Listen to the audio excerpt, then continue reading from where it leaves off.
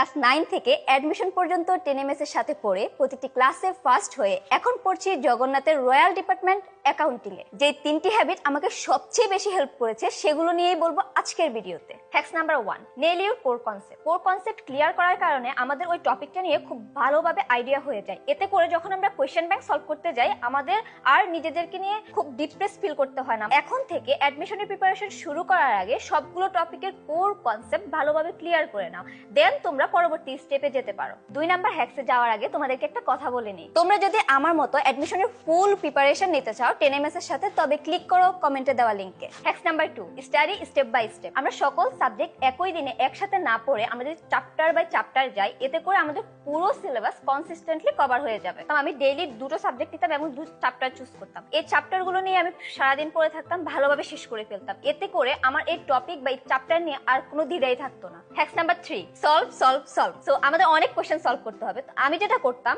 আমার chapter wise পড়া শেষ করার পরে চ্যাপ্টার ওয়াইজ কোশ্চেন সলভ করে ফেলতাম। এতে করে আমার টপিক সম্পর্কে আর কোনো দ্বিধা থাকতো না, আমার কনফিডেন্স বিল্ড হতো। একটা ওএমআর শিট প্রিন্ট আউট করতাম। প্রিন্ট আউট করার পরে তার মধ্যে আমি ফুল টেস্ট দিতাম, তার মানে কোনো টপিক ওয়াইজ না। এতে করে আমার পরীক্ষার কোন জায়গায় কোন সমস্যা হচ্ছে এটা আমি আইডেন্টিফাই করতে পারতাম। তোমরা যদি আমার মতো অ্যাডমিশনের ফুল প্রিপারেশন নিতে চাও 10 এর সাথে, তবে ক্লিক করো কমেন্টে দেওয়া লিংকে।